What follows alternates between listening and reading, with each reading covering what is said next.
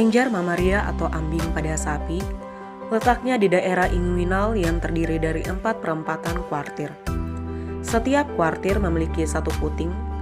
Keempat perempatan ambing di bagian medial dipisahkan oleh suatu lekuk yang disebut lekuk longitudinal atau sulcus intermamaria. Pada bagian ujung puting terdapat saluran pendek yang disebut saluran ujung puting, ductus papillaris atau streak canal.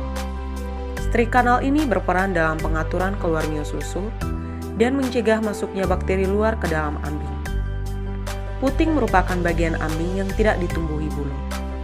Puting berfungsi untuk mengeluarkan susu pada saat proses pemerahan.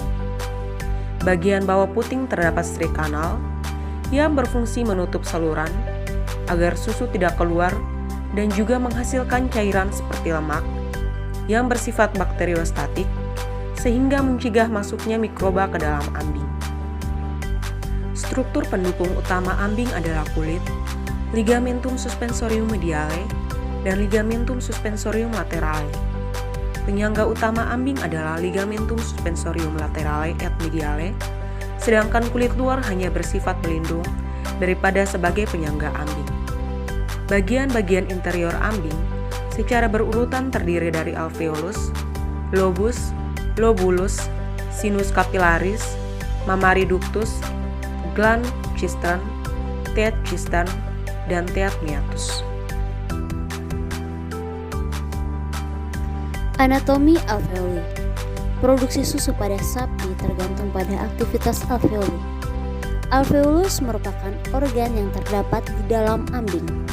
Di dalam alveolus terdapat sel epitel yang berfungsi dalam memproduksi susu. Di dalam alveolus sendiri terdapat bagian-bagian meliputi lumen, epithelial cell, myoepithelial cell, capillary milk duct, dan intralobular duct. Alveoli menghasilkan susu. Beberapa alveolus bergabung membentuk lobulus dan dibungkus oleh satu jaringan ikat yang disebut lobus. Masing-masing alveol atau lobus ini dihubungkan oleh pembuluh darah kapiler yang membawa nutrisi sebagai bahan pembawa susu dan sensitif terhadap hormon oksitoksin. Oksitoksin disekresikan ke dalam darah, maka akan timbul kontraksi sel otot yang mampu merangsang untuk ekskresi susu. Hormon oksitoksin bekerja sehingga susu keluar dari lumen alveolus ke saluran susu, kemudian selanjutnya ke kantung kelenjar dan kantung puting sehingga susu dihasilkan untuk dikonsumsi.